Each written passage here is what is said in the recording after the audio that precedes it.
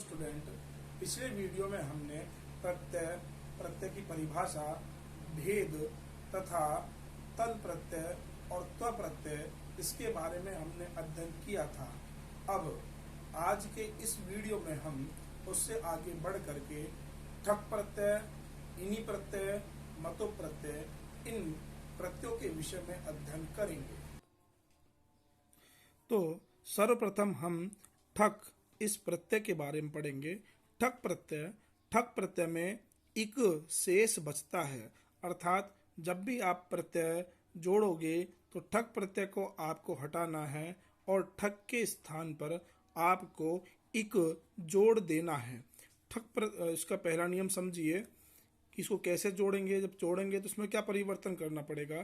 तो ठक प्रत्यय जोड़ने पर शब्द के प्रथम स्वर को वृद्धि होती है तथा अंतिम स्वर का लोप होता है। अर्थात जब भी आप ठक प्रत्यय जोड़ोगे तो शब्द के प्रथम स्वर को आपको वृद्धि करनी है और अंतिम स्वर को आपका लोप कर देना है। अब ये वृद्धि क्या चीज है, तो आप इसे इस प्रकार से समझ सकते हो कि शब्द का जो प्रथम स्वर होगा तो उस शब्द के प्रथम स्वर को निम्न परिवर्तन होता है। अर्थात यदि अगर किसी शब्द के प्रारंभ में यानी किसी शब्द का प्रथम स्वर ए हो तो ए को आपको हटाना है और ए के स्थान पर आपको जोड़ना है। यदि अगर शब्द का प्रथम स्वर ई, बड़ी ई और ए हो तो आपको इन तीनों के स्थान पर आई, इस प्रकार से आई को जोड़ना है। ठीक उसी प्रकार यदि अगर शब्द का प्रथम स्वर ऊ हो, बड़ा ऊ हो या ओ हो तो इन तीनों के स्थान पर आपको औ जोड़ देना है। यदि अगर शब्द का प्रथम स्वर री या बड़ी री हो तो इनके स्थान पर आपको आर जोड़ना है। तो यह आपकी वृद्धि कहलाती है। अर्थात पुनः समझिए, ए के स्थान पर तो आ, ई ए के स्थान पर आई, ऊ ओ के स्थान पर औ और री इसके स्थान पर आपको आर, ये जो परिवर्तन होता है यही आपकी वृद्धि कहलाती है और आपको यही परिवर्तन करना है। जैसे फॉर एग्जाम्पल समझिए, शब्द लिखा हुआ है अर्थ, अर्थ प्लस ठक, अर्थ प्लस ठक। जब आप इसमें ठक प्रत्यय जोड़ोगे तो देखो सबसे पहले ठक प्रत्यय के स्थान पर इक शेष बचता है, यानी ठक को तो आपको हटाना है और ठक के स्थान पर आपको इक लिख देना है। यह तो आपका नियम नंबर 1 हो गया। फिर आपका नियम था कि शब्द के प्रथम स्वर को वृद्धि होती है। अर्थात यदि अगर शब्द का प्रथम स्वर अ हो तो अ के स्थान पर आ कर देना है। तो इसलिए यहाँ पर इस अ के स्थान पर आ किया गया तो ये बन गया आर्थ। और दूसरा नियम था कि शब्द के अंतिम स्वर का लोप होता है। तो थ में जो अ मिला हुआ है उस अ का आपको लोप करना है, इसलिए ये थ हलंत हो गया। अब यहाँ पर बना ये आर्थ प्लस इक। अब इसमें आपको ई जोड़ना है। तो जब आप ई जोड़ोगे और इस शब्द को आप जब जोड़ोगे तो ये सब आपका आर्थिक शब्द निष्पन्न होता है। ठीक उसी प्रकार दूसरा शब्द है धर्म, कि धर्म प्लस ठक। तो देखो धर्म में पहला स्वर जो है वो अ है, यानी ध में अ मिला हुआ है तो उस अ के स्थान पर आ हो जाता है। और अंतिम स्वर इसमें में मिला हुआ अ तो उस अ का लोप हो जाता है। तो ये बन गया धार्म और ठक के स्थान पर इक आदेश हो जाता है। और इस प्रकार से धार्म प्लस इक को जोड़ोगे तो ये शब्द आपका धार्मिक बन जाता है। अगला उदाहरण है समाज प्लस ठक। समाज प्लस ठक को जब आप जोड़ोगे तो ये बनेगा सामाजिक। अर्थात स में जो अ मिला हुआ है उस अ के स्थान पर तो आ हो गया तो ये बन गया सामाज, और ठक के स्थान पर इक तो ये शब्द बन गया सामाजिक। उसी प्रकार ये बहुत ही महत्वपूर्ण उदाहरण आपका समाज प्लस ठक बराबर सामाजिक। और इसी प्रकार ये भी आपका वेरी वेरी इंपॉर्टेंट जो शब्द है इतिहास प्लस ठक। इतिहास, इसमें जो ई है इस ई के स्थान पर आई हो जाएगा तो ये बन गया ऐतिहास। और स में जो अंतिम स्वर का लोप होगा ना, तो अंतिम स्वर यहाँ पर अ है, तो उस अ का लोप हो गया, तो ये बन गया ऐतिहास। ठक के स्थान पर इक आपने जोड़ा, तो ये शब्द बन गया ऐतिहासिक। इतिहास प्लस ठक बराबर ऐतिहासिक। ये दोनों शब्द बहुत ही महत्वपूर्ण शब्द है। अब आप समझ चुके होंगे, भूगोल शब्द है, भूगोल से ठक प्रत्यय आप जब जोड़ोगे तो भू में ऊ है, ऊ के स्थान पर अव हो जाएगा और ये बन जाएगा भौगोल। और ठक के स्थान पर इक, तो इस प्रकार से बन जाएगा भौगोलिक। संस्कृत से आप ठक प्रत्यय जोड़ोगे तो ये शब्द बन जाएगा सांस्कृतिक।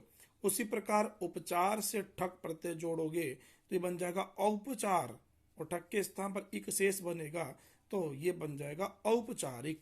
अब आप सीधे जोड़ लिए कि वेद प्लस ठक बराबर वैदिक, क्योंकि वेद में शब्द का प्रथम स्वर जो है वो ए है, तो ए के स्थान पर भी ऐ आदेश होता है, तो ये बन जाएगा वैदो, और वैद में इक जोड़ो तो बन गया वैदिक। ठीक उसी प्रकार नीति से नैतिक, लोक से लौकिक, मूल से मौलिक, विज्ञान से वैज्ञानिक और विचार से वैचारिक। इस प्रकार से आपका ठक प्रत्यय समाप्त होता है। अब अगला जो प्रत्यय है वो आपका इनी प्रत्यय है। इनी प्रत्यय में इन शेष बचता है।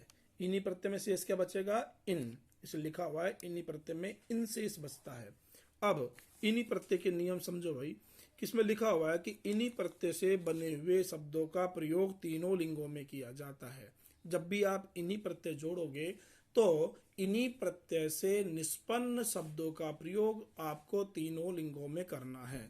पुल्लिंग शब्द यदि आप बनाओगे तो पुल्लिंग में बड़ी ई, स्त्रीलिंग में इनी और नपुंसक लिंग में छोटी ई का आपको प्रयोग करना है। किंतु यहाँ पर अधिकांशतः मूल रूप से जो देखा जाए तो पुल्लिंग और स्त्रीलिंग शब्दों का ही प्रयोग कक्षा 10 के लिए उचित है। जैसे अब इसको जोड़ने की विधि समझिए कि काम शब्द में इन्हीं प्रत्यय यदि आप जोड़ोगे, हाँ एक नियम और इसमें कि जब भी आप इन्हीं प्रत्यय जोड़ोगे तो शब्द के अंतिम स्वर का आपको यहाँ पर भी लोप करना है। पुनः समझिए, अंतिम स्वर का लोप करना है। इसलिए काम शब्द में इन्हीं प्रत्यय जोड़ोगे तो काम शब्द का अंतिम स्वर कौन? में स्थित अ, तो अ का लोप हो जाएगा तो मैं हलंत बचेगा, तो ये लिखा हुआ है काम है। और इन्हीं प्रत्यय में पुल्लिंग में यदि शब्द आप बनाओगे तो यहाँ पर आपको बड़ी ई जोड़ना है, तो काम शब्द में बड़ी ई जोड़ोगे तो ये बन गया कामी। क्या बन गया? ये कामी। अब आप इसको स्त्रीलिंग शब्द यदि आप बनाओगे तो स्त्रीलिंग शब्द में आपको इन्हीं जोड़ना है, तो इस काम शब्द में जब आप इन्हीं शब्द जोड़ोगे तो ये बन जाएगा कामिनी। और नपुंसक लिंग शब्द में छोटी ई की मात्रा जोड़नी है तो ये बन गया कामी। ठीक उसी प्रकार लोभ शब्द से इन्हीं प्रत्यय जब आप जोड़ोगे तो ये बन जाएगा लोभी। लोभ में अंतिम स्वर अ का लोप हो जाएगा तो ब हलंत बचेगा। और इस लोभ में पुल्लिंग शब्द जब आप बनाओगे तो बड़ी ई जुड़ेगा, तो लोभ से बनेगा लोभी, और स्त्रीलिंग में बन जाएगा लोभिनी। योग शब्द से आप जोड़ोगे तो पुल्लिंग में योगी, स्त्रीलिंग में योगिनी। उसी प्रकार भोग से भोगी और भोगिनी। दंड शब्द से आप जोड़ोगे तो पुल्लिंग में बनेगा दंडी और स्त्रीलिंग में बनेगा दंडिनी। धन शब्द से आप जोड़ोगे तो धनी और धनिनी। रूप शब्द से आप जब जोड़ोगे तो ये बनेगा रूपी और स्त्रीलिंग बनेगा रूपीणी। उसी प्रकार और रोग शब्द से आप इन्हीं प्रत्यय जोड़ोगे तो ये बन जाएगा रोगी और रोगिणी। तो ध्यान रखिए, कामी, लोभी, योगी, भोगी, दंडी, धनी, रूपी, रोगी, इन सभी शब्दों में आपका इन्हीं प्रत्यय है। ज्ञान शब्द से जोड़ोगे तो ज्ञानी, त्याग से जोड़ोगे तो त्यागी। एक चीज मैंने पहले बताई थी, यहाँ पर नोट डाल के लिखा है कि शब्द के अंतिम स्वर का आपको लोप करना है। तो जैसे माला शब्द है, इन्हीं प्रत्यय जोड़ोगे तो माला शब्द में अंतिम स्वर है आ, तो इस आ का आपको लोप करना है। तो आ जब हट जाएगा तो ये शब्द बनेगा माल। और माल शब्द में जब पुल्लिंग में जो बनाओगे तो पुल्लिंग में बड़ी ई जोड़ोगे, तो जब बड़ी ई जोड़ोगे तो माल में बड़ी ई जुड़ेगा तो बन गया माली, और स्त्रीलिंग में ये बनेगा मालिनी। मालिनी नाम का एक छंद भी आपके प्रसिद्ध छंद चलता है जो कि कक्षा 10 में नहीं है। साला शब्द से इन्हीं प्रत्यय जोड़ोगे तो साला में वही अंतिम स्वर का लोप करोगे तो साल, और पुल्लिंग में बनाओगे तो साली। ध्यान रखिए साली शब्द आपका पुल्लिंग शब्द है और स्त्रीलिंग में बनाओगे तो सालिनी। पताका से पताकी, पताकिनी। वीणा से वीणी, और संज्ञा शब्द से संगी शब्द निष्पन्न होता है। इस प्रकार से मतु प्रत्यय और इनी प्रत्यय ये दोनों प्रत्यय समाप्त होते हैं।